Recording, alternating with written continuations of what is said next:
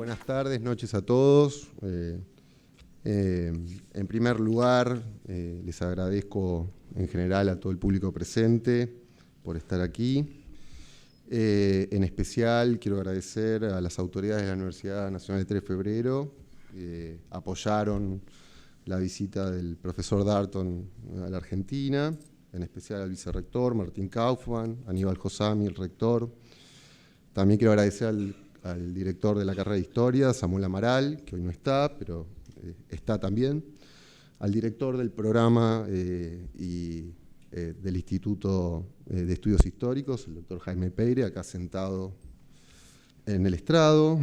También quiero agradecer profundamente a los colegas que estuvimos desde la mañana sesionando en un congreso sobre la ilustración, Robert, que fue muy interesante y muy intenso, y les agradezco a todos, al profesor Chiaramonte, no los quiero nombrar a todos, pero a todos les agradezco su presencia y que hayan venido en mi convocatoria. Y como cierre de ese congreso tenemos el honor, por supuesto, de tener con nosotros al profesor Darton, que ahora vamos a escuchar.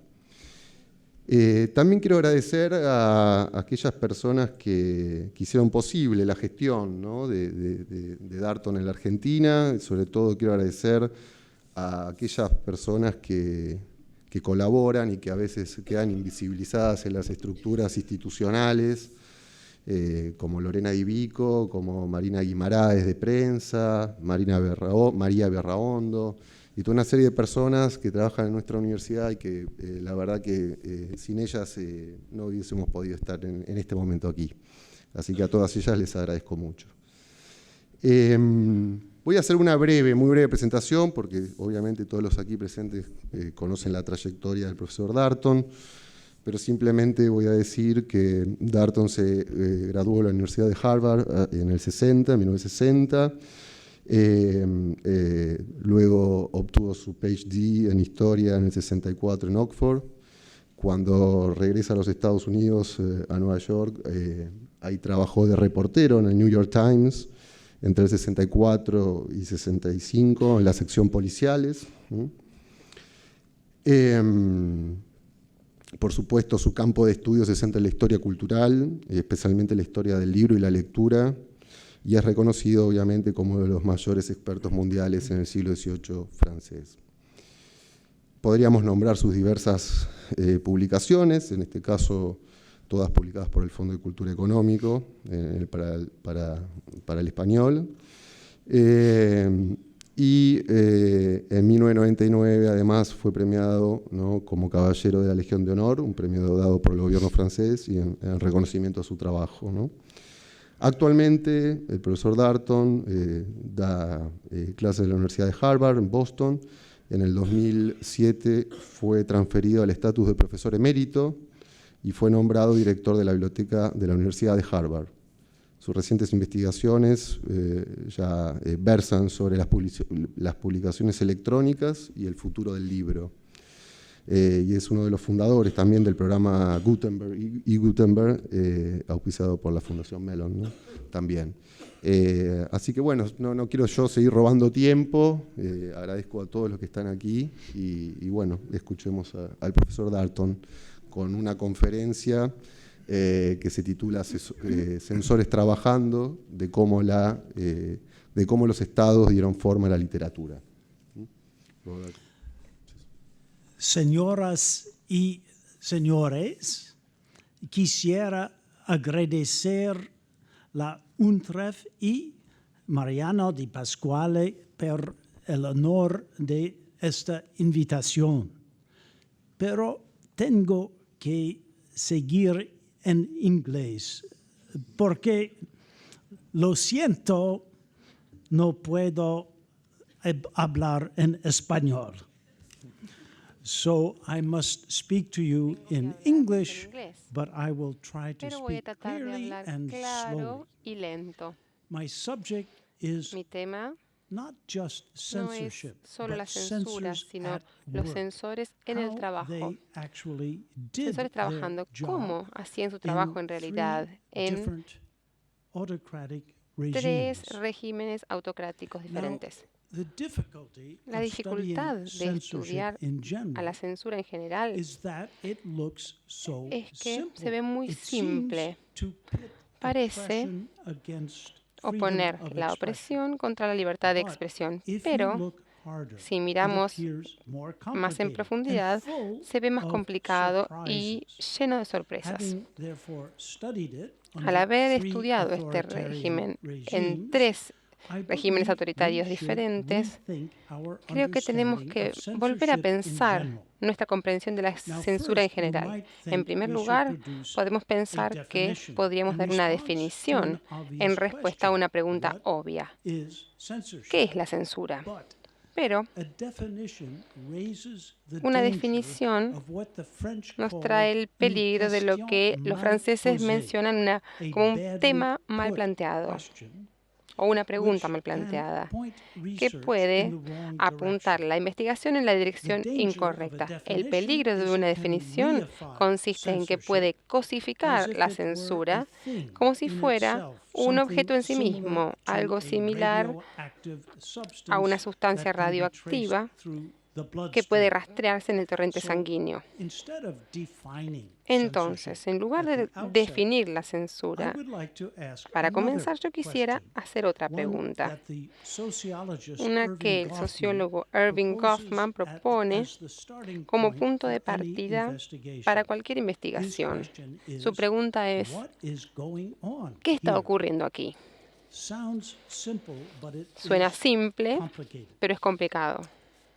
So, to get inside the workings Para of a adentrarnos en el censorship trabajo system, de un sistema I de believe censura, it's important yo to creo que es consult importante the censors consultar themselves, a los to censores try en sí to mismos para tratar de understand entender a pattern of un behavior patrón de from the comportamiento native's point of desde view, el punto de as vista de los the nativos, anthropologists would put it. como lo dirían los In other words, to antropólogos. Dicho de otra develop manera, an anthropological desarrollar approach un to the abordaje subject. antropológico al Now, tema. anthropological history La historia requires antropológica a rich requiere run of documents, un gran not volumen de dozens, documentos, but no hundreds, docenas, sino many cientos, hundreds. muchos cientos. And to lead to general Y para llevar a conclusions, conclusiones I think generales, pienso anthropological que history la should historia antropológica also be también debe comparative. ser comparativa. So I propose Entonces yo to discuss propongo 3 case debatir 3 studies casos de estudio and then to try y to luego reach some tratar de general llegar conclusions a about unas the conclusiones way generales censorship acerca de la manera en operates. que funciona, The en que three opera la are, censura. as you see,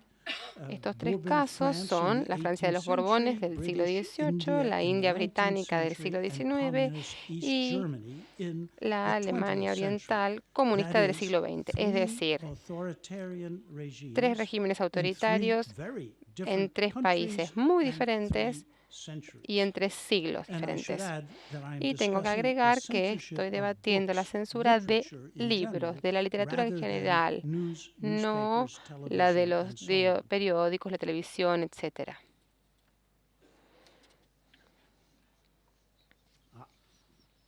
We are technologically challenged, but here Tenemos we un are. desafío tecnológico. Aquí estamos. This is a title page Esta of es la a página de un typical título 18th de un century book. libro típico I del don't siglo expect you XVIII. can read No espero it que or any puedan of the other leerlo, slides I will show ninguna de you, las otras diapositivas que les voy a but mostrar, I pero hope they get across a espero general que les point. dé And una here, idea the general. thing to look Aquí for lo is que the tenemos very que last buscar sentence. es la última oración. And at the very bottom, you Al can make final out a key podemos ver signal to una you, the señal reader, clave avec para el lector. approbation et privilège du Avec roi. approbación y privilège du Privilege roi. is the key Privilegio. word, Esta es la palabra because clave. privileges Porque los were the privilegios basic eran principle of el the principio order of the básico ancien de la régime in del France orden in del general. antiguo régimen de Everything Francia en general. depended Todo on dependía privilege or private del law privilegio from the o Latin del root of the derecho word privado. privilege.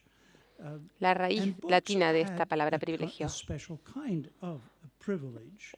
Los libros tenían Because este régimen específico de copyright privilegio, did not porque el yet derecho de autor todavía no exist in existía continental Europe. en la So, Europa continental. if you Entonces, received a privilege si se for obtenía a el book, privilegio you para had un the libro, exclusive se right tenía to sell it. el derecho exclusivo To de get a venderlo. privilege, Para you obtener un needed an privilegio se requería approbation. una That's the other word, aprobación. Esa es la avec otra palabra. approbation. Avec And the aprobación. people who Y gave las personas que approbations were otorgaban las censors. aprobaciones eran los So, censores. Entonces, en cualquier libro legal del siglo XVIII, imprimían las aprobaciones. Y aquí podemos leerlas, pero créanme que son declaraciones impresas de los censores dando la aprobación que se requería para que el libro existiera en términos legales. Si leemos en los textos, llegamos a sorprendernos. Encontramos sorpresas. Por ejemplo, hay 4 censores que escriben las aprobaciones. Uno dice, cita, me dio placer leerlo, está lleno de cosas fascinantes. Fin de cita. Otro censor ponía énfasis en la utilidad del libro para los viajantes y para los estudiantes de botánica y especialmente elogia su estilo. Un tercer censor simplemente declara que el libro era bueno para leer. No podía dejarlo, dijo, porque inspiraba en el lector, y ahora cito, esa dulce pero ávida curiosidad que hace que queramos seguir leyendo. Fin de cita. Ahora les pregunto, ¿esto es el lenguaje que esperaríamos de un censor? Creo que tenemos que volver a la pregunta de Goffman. ¿Qué está pasando aquí? Bueno, para acercarnos al trabajo real de los censores, por supuesto, tenemos que ir detrás de las páginas de títulos y de las aprobaciones impresas de los libros y estudiar los manuscritos de una sección del gobierno francés que estaba a cargo del comercio de libros. Aquí vemos a los censores enviando notas unos a otros, escribiéndose cartas, debatiendo su trabajo. Yo dediqué semanas y meses a leer estos diálogos internos entre los censores. Y lo que encontramos, si estudiamos todos estos manuscritos, es que se puede reconstruir el discurso sobre la literatura de parte de los censores. Lo que no encontramos son comentarios que digan, este manuscrito es una amenaza al Estado, a la Iglesia, a la moral. No está eso en ningún lado. Con frecuencia, las notas favorables enviadas de un censor a otro o a sus jefes elogiaban el estilo del libro, elogiaban sus contenidos, decían que eran interesantes para los lectores. Y cuando escribían comentarios negativos en los que decían no le daríamos un privilegio, nuevamente nunca mencionaban las ofensas a la Iglesia, al Estado, a la moral, porque, por supuesto, cualquier libro que atacara al rey o a la Iglesia no habría sido enviado a los censores en primer lugar. En lugar de esto, los censores tenían el mismo énfasis sobre la calidad cuando estaban hablando en forma negativa. Por ejemplo, una nota concluía, cita, es una compilación sin gusto y sin discernimiento, fin de cita. Otra nota rechazaba una defensa de la ortodoxia religiosa simplemente porque estaba mal hecha. Cita, así como trabajaban los censores en sus notas entre sí. Cita, no es un libro, en absoluto. No podemos entender cuál es el propósito del autor hasta que lo terminamos. Va en una dirección, luego vuelve atrás, sus argumentos suelen ser débiles y superficiales, su estilo, tratando de ser vivo, se vuelve meramente petulante en un esfuerzo por decir una frase bonita. Con frecuencia se lee tonto y ridículo. Fin de cita. Esta es la manera en que los censores hablaban de los libros que trataban. Ellos normalmente eran hombres de letras, como los autores cuyas obras censuraban. Con frecuencia conocían los autores e incluso sugerían maneras de mejorar los manuscritos. Una de sus principales preocupaciones, como uno de ellos dijo, y lo cito, era defender el honor de la literatura francesa. Fin de cita. Este era el trabajo de los censores. Entonces, la censura era positiva en la Francia del siglo XVIII. Era un sello real de aprobación para obtener un privilegio. Ahora, por supuesto, había algo más. que esto. La administración francesa había desarrollado una gran burocracia llamada la Dirección de la Librairie.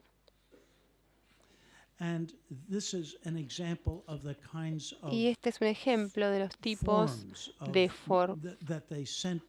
formularios que se enviaban unos a otros. No espero que lo puedan leer, pero fíjense que su formulario impreso, los censores los completaban en forma manuscrita, con mucha información. Cuando el libro pasaba de una parte de la burocracia a otra. Entonces, la censura era parte de la burocratización de la monarquía francesa y en realidad la palabra burocracia se utilizó por primera vez alrededor del año 1760. Entonces, si leemos a través de gran parte de este material, podemos ver una burocracia elaborada trabajando. Esto es parte del trabajo que hay que hacer de discernimiento, pero creo que es bastante interesante como ejemplo de cómo opera el Estado.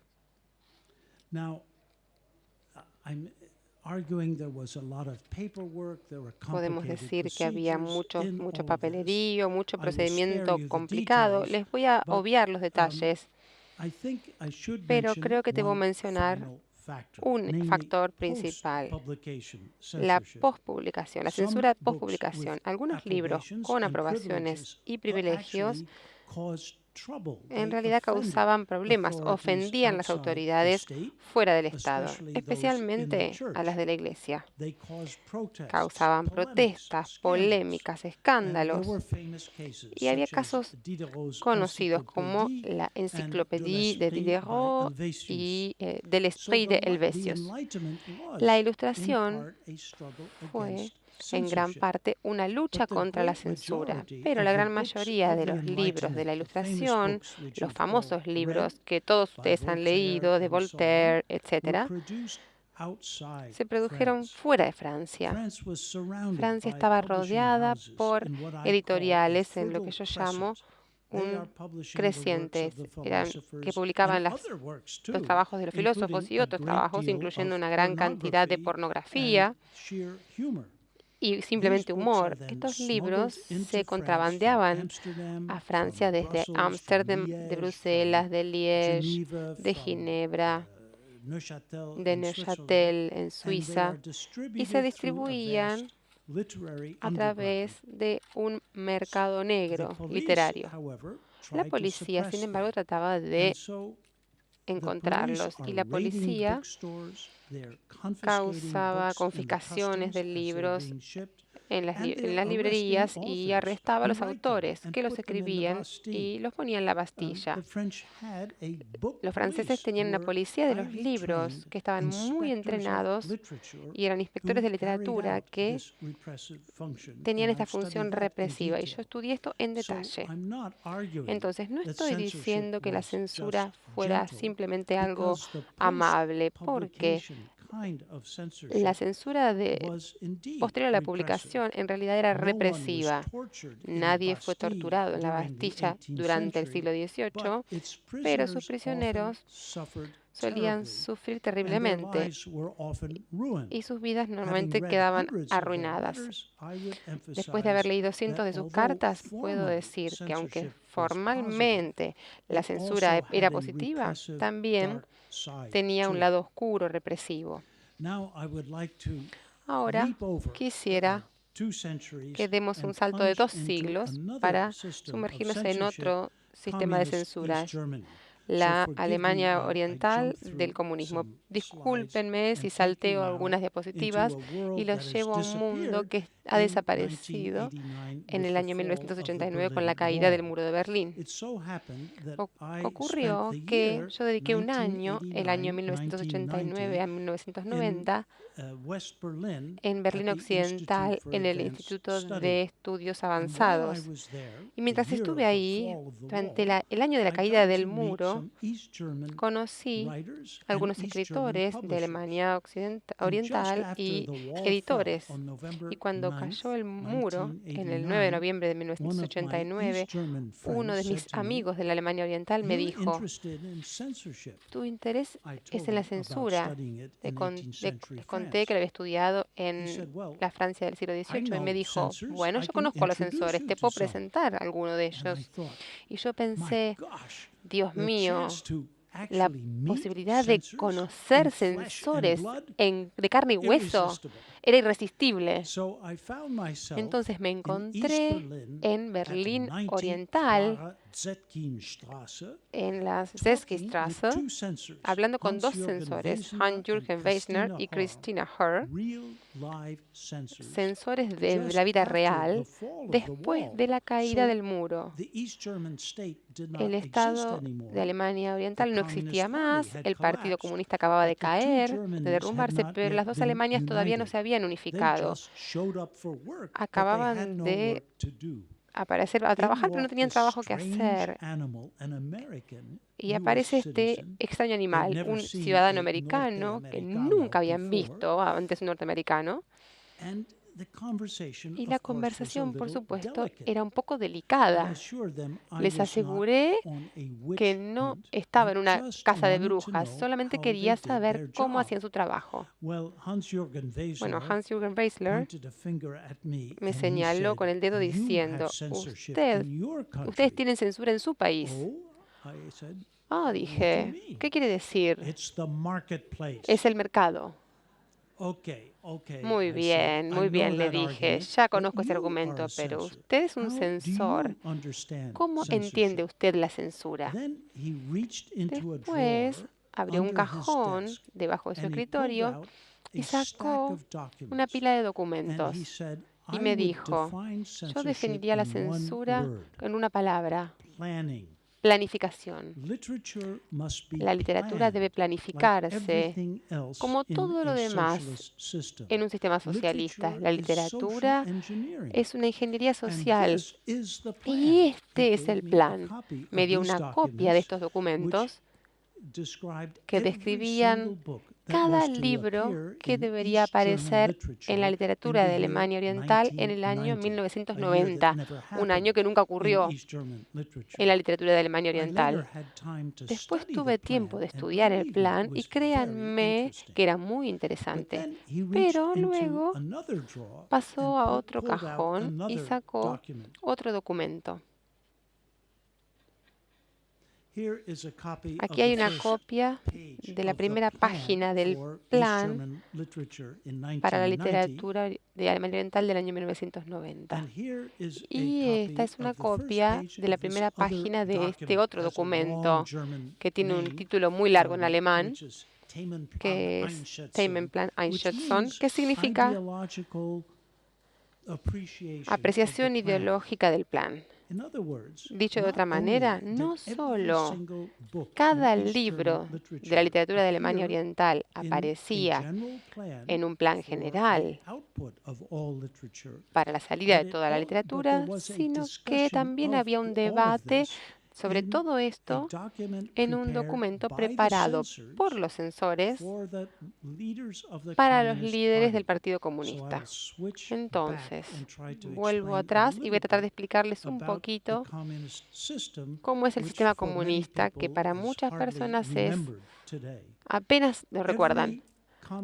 Cada Estado comunista del Imperio Soviético tenía la misma estructura básica. Podemos ver arriba, aquí, la organización del Partido Comunista, con Erich Honecker, el secretario general del partido, arriba.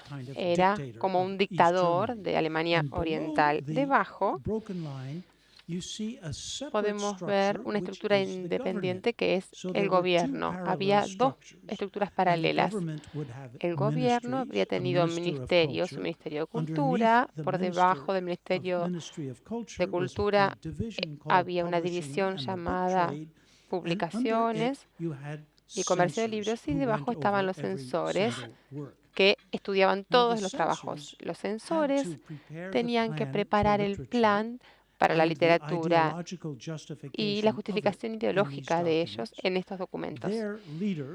Su líder, una persona llamada Klaus Höpker, seguía el plan y lo llevaba a la sede central del Comité Central del Partido Comunista, porque tenía que obtener la aprobación del partido para el plan.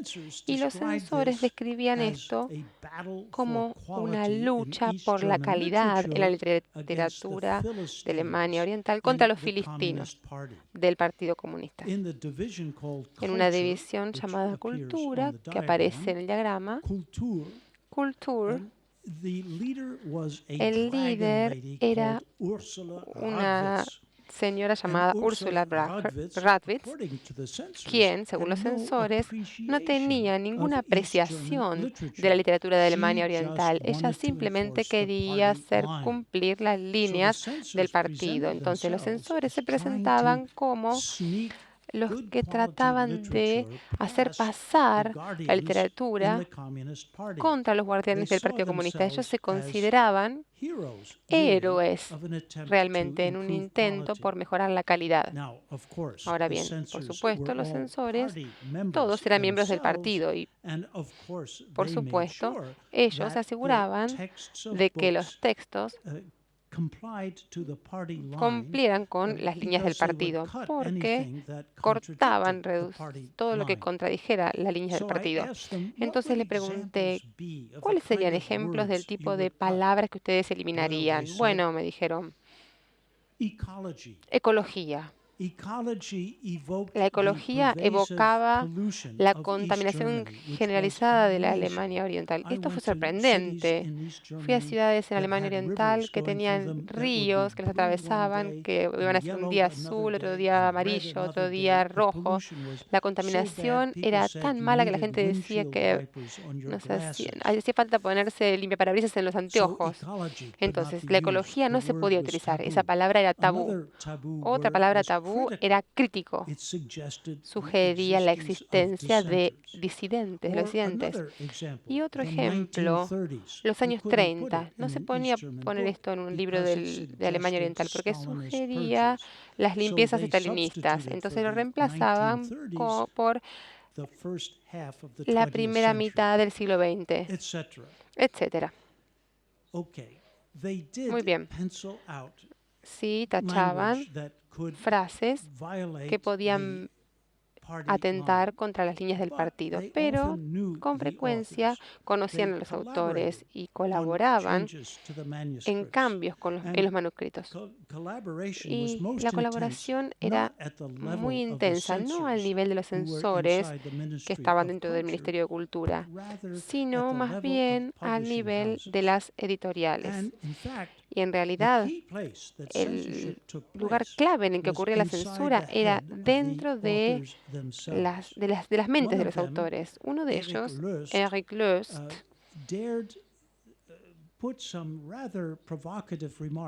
puso unos comentarios muy provocadores en uno de sus libros y fue sentenciado a 9 años de prisión, aislado. Cuando fue liberado, él pensó que ya estaba terminado, que nunca más iba a poder escribir un libro, pero de cierto modo conocí a algunos editores que les dijeron, necesitamos mejores libros de detectives, y empezó a escribir libros de detectives perfectamente inocentes. Siempre están ambientados en Alemania Occidental o en Estados Unidos. Entonces los delincuentes son capitalistas y los héroes siempre destruyen el capitalismo de alguna manera. Y comenzó a tener otra carrera literaria hasta que no pudo soportarlo más y se escapó a Berlín Occidental y luego escribió un libro sobre su experiencia. En este libro dijo, cuando yo estaba escribiendo en Alemania Oriental, había un hombrecito verde en mi oreja y este hombrecito verde me decía, cada vez que yo escribía algo, ¿estás seguro de que quieres escribir eso? ¿Eso no se está poniendo un poquito peligroso? Esto podría hacer que te metas en problemas. Bueno, mientras que ¿por qué era este hombre verde? Nunca lo explicó, pero es un ejemplo de una autocensura muy consciente.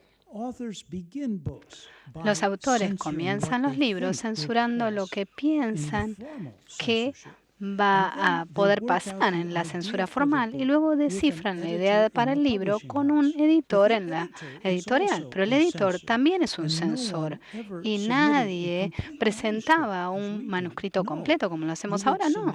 Uno presentaría una idea para el libro, un borrador de parte de un capítulo y luego se negociaría con el editor, que era miembro del Partido Comunista, cada aspecto de este manuscrito. Había censura que actuaba a niveles muy diferentes y la gente en la parte superior se conocía entre sí. Eran directores de las editoriales o los editores de las críticas o los administradores clave de las oficinas de censura.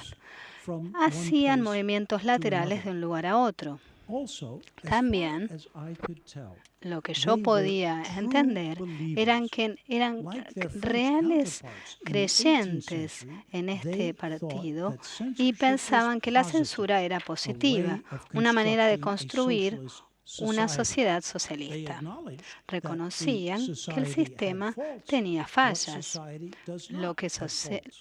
¿Qué sociedad no tiene errores? Entonces, la censura involucraba concesiones y complicidad en cada momento, pero consideraban que era muy superior a la variedad capitalista de la censura, que operaba, ellos decían, en el mercado. Ahora, me doy cuenta que mucha autojustificación era parte de esta autodescripción. Por supuesto, los censores querían verse bien luego de la caída del muro. Necesitaba testear, poner a prueba sus afirmaciones yendo a los archivos. Fui a los archivos del Partido Comunista durante unos 5 años, porque hice varios viajes a Alemania, y nuevamente me presenté en los archivos, y los archivos del Comité Central del Partido Comunista nunca habían visto a un norteamericano tampoco, y no sabían qué hacer con un animal extraño que les pedía ver los archivos que tenían que ver con la censura. Y dijeron, bueno, y comencé a buscar, explorar, tratando de encontrar información que era parte de los archivos. Es una larga historia que no puedo describir en detalle, pero sí descubrí que los censores con los que yo había hablado de su trabajo no se veían tan bien cuando uno los veía aparecer en los archivos del Partido Comunista. Habían denunciado a otras personas, habían arruinado sus carreras en la literatura. Uno de ellos, el héroe que había presentado el plan al Partido Comunista en la división de cultura, Klaus Hexter, parecía un estalinista. Leí las minutas, por ejemplo, de una reunión donde él era el que presidía y hablaban sobre la posibilidad de publicar las obras de Kierkegaard en la Alemania Oriental. Y dijo, no. De ninguna manera.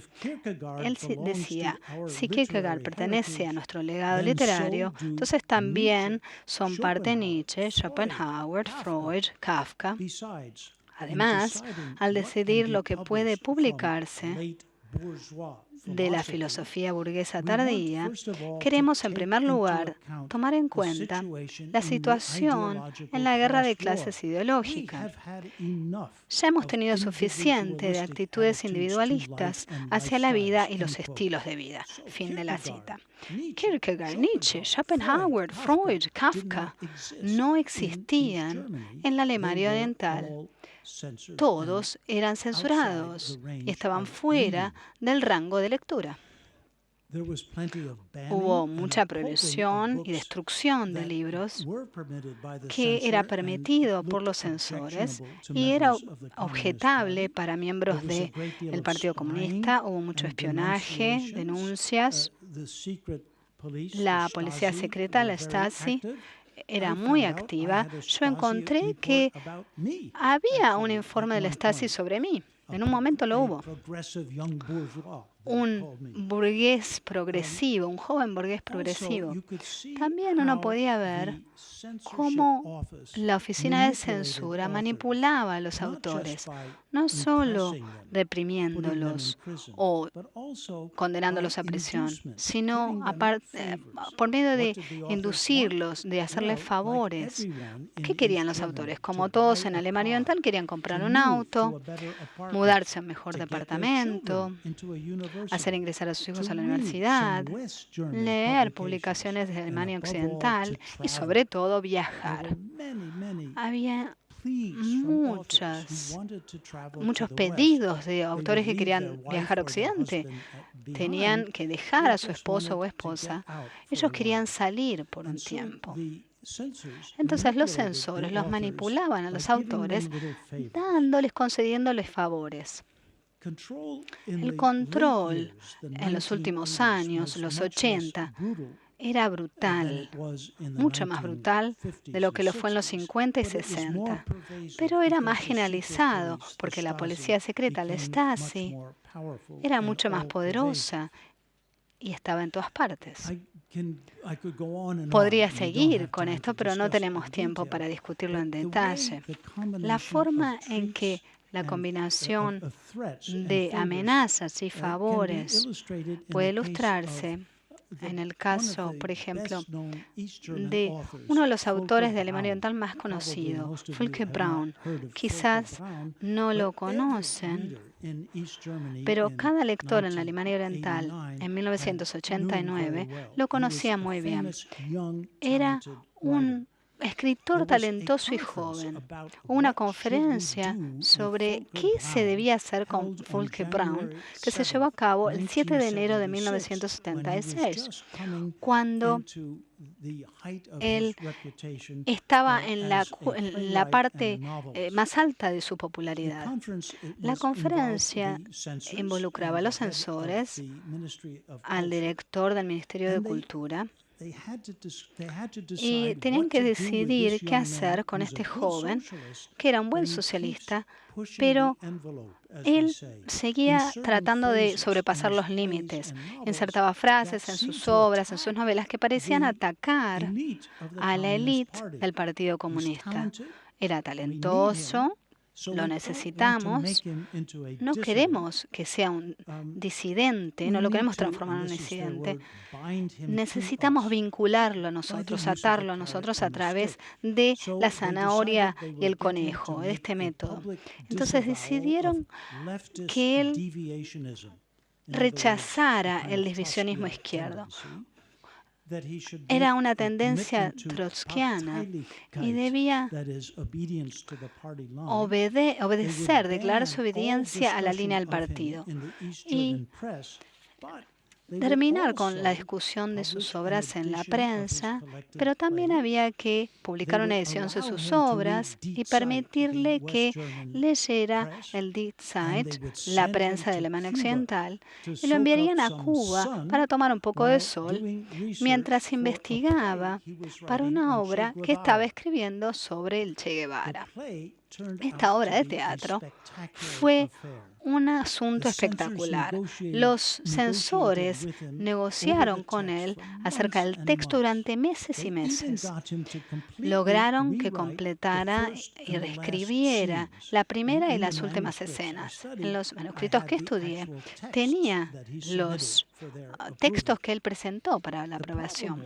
El problema era que hizo que Guevara pareciera un héroe, mientras que Fidel Castro, en La Habana, parecía como que representaba una revolución que ya era algo burocrático, que se estaba tornando en algo árido, mientras que el Che continuaba la revolución en Bolivia. La moraleja de esa historia podía aplicarse fácilmente a la Alemania Oriental, donde la gente como Honecker parecía representar una élite burocrática y congelada. Había mucho que había que eliminar de este borrador de la obra sobre Guevara. Pero finalmente acordaron que empezaron a ensayar los actores y 13 días antes del estreno, el embajador cubano apareció en la oficina de Honecker, el jefe de Estado, y dijo: esta obra no puede llevarse a cabo. Entonces no se presentó, no se estrenó, se la prohibió a último momento. Les podría dar muchos ejemplos de otras interferencias en la expresión libre de los artistas, porque el Estado insistía en defender la línea del partido. Pero quisiera darles un último ejemplo. El escritor más famoso que Volker Braun, era Christa Wolf. Algunos tal vez la conocen. Su texto más famoso es uno que se llama Cassandra. Christa Wolf era adorada en la Alemania Oriental y era una socialista devota, creía en el comunismo, pero pensaba que tenía que criticar la rigidez del Partido Comunista. Ella insertó algunas afirmaciones críticas a muchos de sus libros, en especial el más famoso, Cassandra. Pero Christa Wolf tenía tanto prestigio que los censores necesitaban tratarla de manera agradable y ceder a algunos de sus requerimientos. No querían que ella emigrara a la Alemania Occidental, donde era una especie de héroe, y se la trataba como una cuasi disidente. ¿Qué hicieron? Acordaron que cada vez que eliminaban algo de su texto, en la versión impresa, incluirían puntos suspensivos con corchetes para señalar que se había eliminado algo. Y aquí pueden ver en la esquina izquierda superior que tenemos algo con puntos suspensivos. Allí se identificaba que se había eliminado una parte. El texto, sin eliminar nada, se publicó en la Alemania Occidental. El texto de la Alemania Occidental fue tipeado, se tipearon estos pasajes que habían sido eliminados en pequeños papeles que luego circulaban en la Alemania Occidental. Alguien me dio una colección de estos papelitos y allí se puede ver un ejemplo de uno de ellos, que se puede insertar en el texto en el momento donde aparecen estos puntos sustantivos entre los corchetes. Cuando uno lee estos pasajes extraídos, eliminados, se torna algo vivo, suena muy provocador, mientras que, en mi opinión, si no se lo hubiera eliminado, tal vez hubiese sonado inocente. Lo que trato de describir es un proceso de negociación, de colaboración y de complicidad. Podría continuar, pero me temo que nos vamos a quedar sin tiempo. No quiero dedicar demasiado tiempo a Alemania Oriental, pero pueden preguntarse, bueno, ¿cuándo se abolió la censura? De hecho, hubo una reunión del Sindicato de Autores en 1987 en que otro autor famoso, Christoph Hein, dijo: debemos aprobar una resolución contra la censura, y votaron finalizar con la censura, pero los censores no le prestaron atención. Continuaron censurando libros hasta la caída del muro. Lo que finalizó o lo que eliminó la censura en la Alemania Oriental fue la caída del muro, el colapso del Estado y la reunificación de las dos Alemanias. Ahora,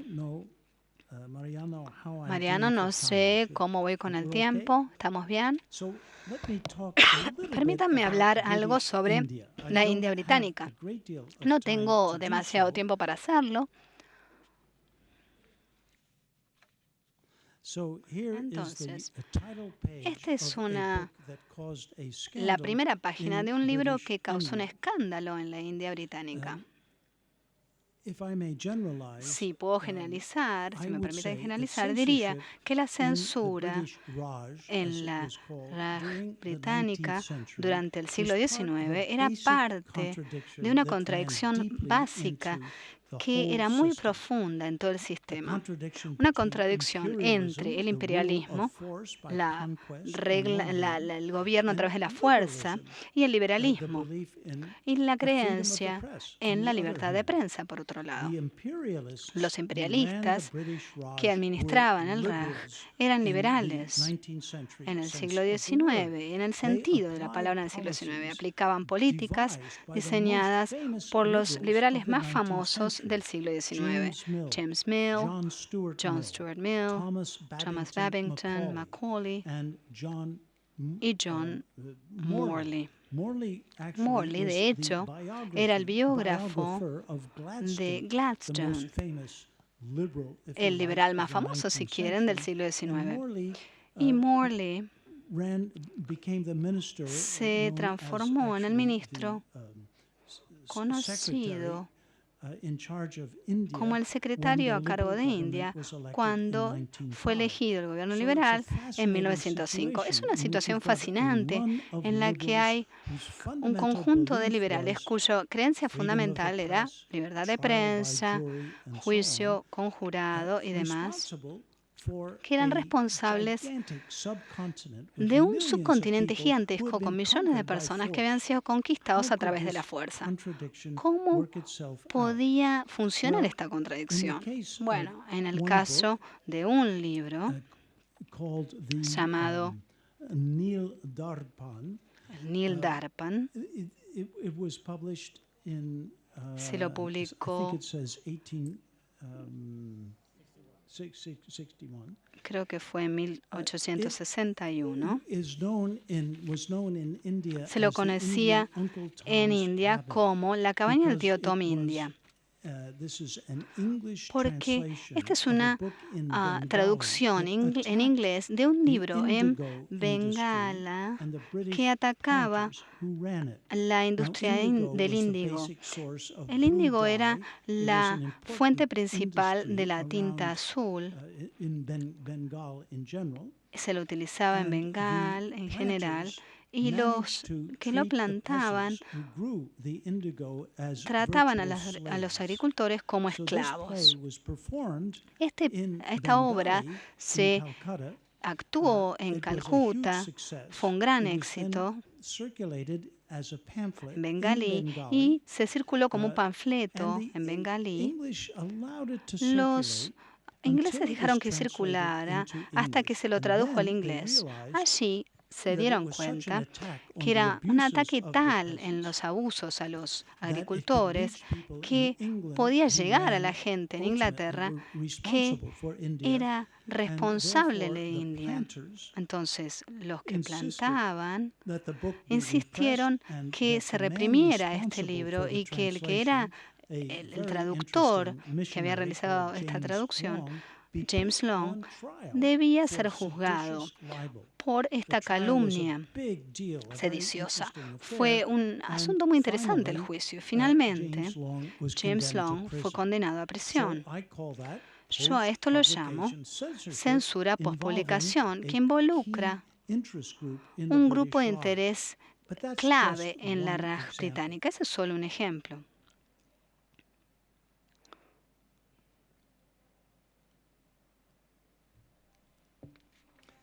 En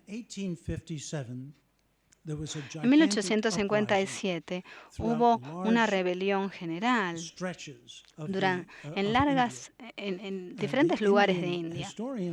Los historiadores indios lo llamaban la primera revolución. Los británicos lo llaman a veces el botín de Seapoint. Fue una gran protesta gigantesca contra el gobierno británico. Fue suprimida luego de mucha pérdida de vidas. Luego los británicos comenzaron a comprender que no entendían a los nativos, como ellos lo llamaban. Se dieron cuenta que esta área gigantesca tenía formas de pensar que eran muy diferentes a las británicas, que necesitaban, si iban a mantener su poder, más conocimiento. Habría que pensar entonces en Foucault, la vigilancia y el castigo, vigilar y castigar. Esa fórmula de Foucault encuadra exactamente en la forma en que el servicio civil indio trató de controlar a los nativos. Lo que hicieron fue explorar cada libro que se publicaba en hindú. Cada uno debía tener un informe que era completado y formularios que se conocían como catálogos. De hecho, eran impresos, pero como documentos secretos que circulaban dentro del servicio civil indio. El servicio civil indio era la forma en que los británicos controlaban la India. Es un régimen fascinante en que se puede seguir, si uno quiere, el discurso sobre la literatura nativa en estos catálogos. Hay muchos de ellos. Estudié una gran variedad desde 1868 a 1905. Son 200.000 títulos en muchas lenguas diferentes. Los catálogos están ordenados en columnas de manera sistemática. La columna izquierda, la 16, se llama afirmaciones. Allí, el censor, si quieren, describía el texto, el libro. La descripción es muy interesante. Lo que uno observa es a menudo un conflicto entre la moralidad victoriana del censor y el tema indio del libro, que a menudo, en la visión de los británicos, es algo obsceno, en especial si hablamos de Krishna y su coqueteo con las doncellas, que era un tema favorito en la literatura de la India. Un censor dijo, es lo más vulgar y son las observaciones más obscenas que se han hecho y ni siquiera parecen una excusa para el bien común. Debería ser suprimido totalmente. Pero no fue suprimido porque los británicos creían en la libertad de prensa. Los británicos rara vez suprimían los textos, sino que mantenían registros elaborados que mostraban qué hacían los nativos cuando publicaban libros. Por supuesto, la supervisión, como dice Foucault, es una forma de poder. Y, de acuerdo a su creencia en la libertad de prensa, los británicos no utilizaban esa información que acumulaban hasta que las cosas comenzaron a decaer. Cuando la agitación nacionalista se tornó violenta, luego de la división de Bengalí en 1905, los maestros, los jefes de la India arrestaron a los autores y editores a gran escala y los condenaron a prisión por fomentar la sedición. Primero, de acuerdo a la ley británica, los juzgaban. Las actas de estos juicios son fascinantes. Esta es una forma de censura post-publicación. Muchos autores fueron juzgados por publicar libros que habían circulado libremente durante 20 años antes de la partición de Bengala, la división de Bengala en 1905. Pero después de 1905, cuando hubo un brote de terrorismo, estos libros de repente eran sediciosos y estos autores fueron juzgados, pero este era un sistema británico, entonces tenían abogados defensores y los abogados defensores establecían argumentos para justificar la calidad no sediciosa del libro, mientras que los abogados del gobierno trataban de demostrar la sedición. Y gran parte de esto se transformó en una batalla hermenéutica, como yo la nombré, porque traducían del idioma original, especialmente bengalí, al inglés, y traducían estos pasajes que suponían eran sediciosos y argumentaban, discutían sobre estos pasajes. Hay un ejemplo en el que la defensa y la fiscalía discutían el significado de una frase de un poema según cómo estaba traducida al inglés. Si se leía en inglés, simplemente era una pavada porque había sido traducido literalmente. Según la fiscalía, quería decir, levántense y echen a Gran Bretaña de la India. Según el abogado de la defensa, en bengalí se debería haber interpretado según su raíz sánscrita y su sintaxis bengalí. Voy a citar el séptimo caso con la fuerza del nominativo y significaba, cita, el Estado y las recompensas en estos días van solo a los empresarios, por lo tanto hay que ir a los negocios. Fin de cita. Entonces, el abogado de la fiscalía decía, echen a los ingleses de India, y la defensa decía, métanse en los negocios. Estas son unas transcripciones muy divertidas y leí muchas de estas. Pero el veredicto siempre es el mismo: prisión rigurosa. El autor y el editor son enviados a una prisión muy estricta, muy lejos. Y este era un tipo de censura post-publicación, pero en cierta manera los jueces y los jurados se persuadían de que estaban respetando la libertad de prensa al mismo tiempo. Bueno, ¿podemos dar un paso atrás y mirar estos 3 casos de estudio? Para generalizar, tengo 5 minutos, me parece. Mariano está siendo amable y yo voy a tratar de hacer una declaración más generales. Pero pueden ver a dónde voy. Creo que tenemos que entrar en profundidad a cada sistema y estudiar sus archivos en detalle para poder entender las reglas del juego, tal como se jugaba ese juego en cada uno de esos 3 regímenes autoritarios muy diferentes. Entonces, lejos de ser lo mismo, en cada lugar y en todas las épocas, la censura, por supuesto, ha variado según el carácter de cada régimen.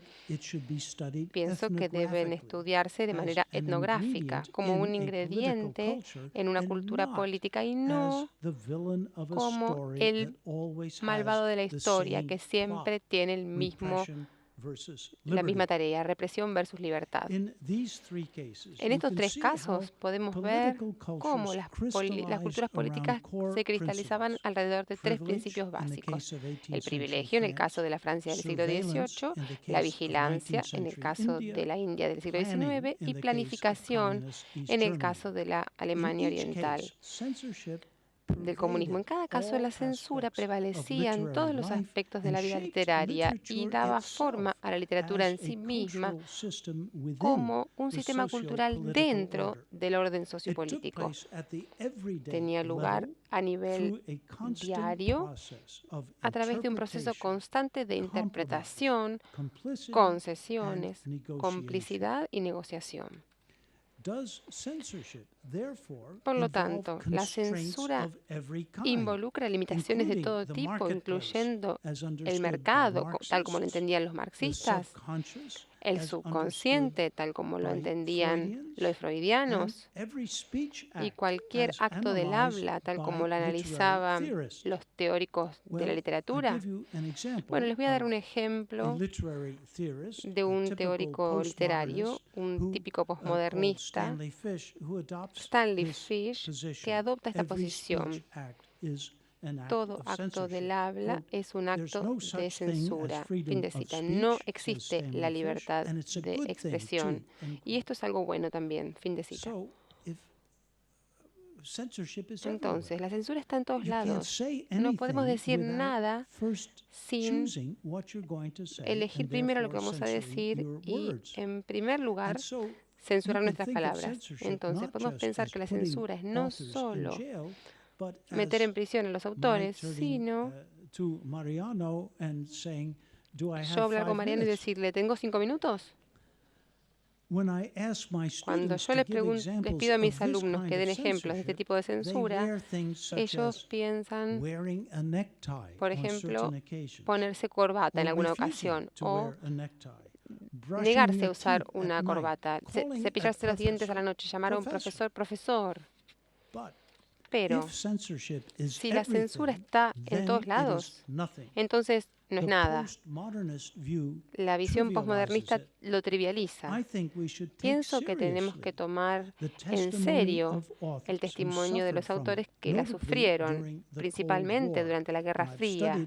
Estudié a todos estos, gente no solo como Alexander Solzhenitsyn en Rusia, sino también a Milan Kundera en Checoslovaquia, Czeslaw Milosz en Polonia, Norma Manea en Rumania, Danilo Kish en Yugoslavia. Todos escribieron descripciones de cómo operó la censura y cómo les torturó las almas como autores.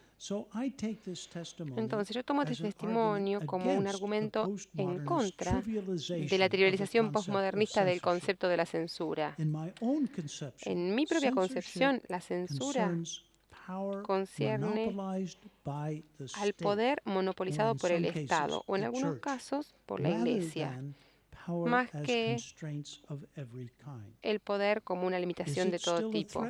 ¿Sigue siendo una amenaza? Por supuesto. Los estados reúnen información sobre cada movimiento que hacemos, a veces con la ayuda de Google y de Facebook. Entonces me parece que tenemos que tomarnos en serio la censura y tenemos que oponernos a ella. Gracias.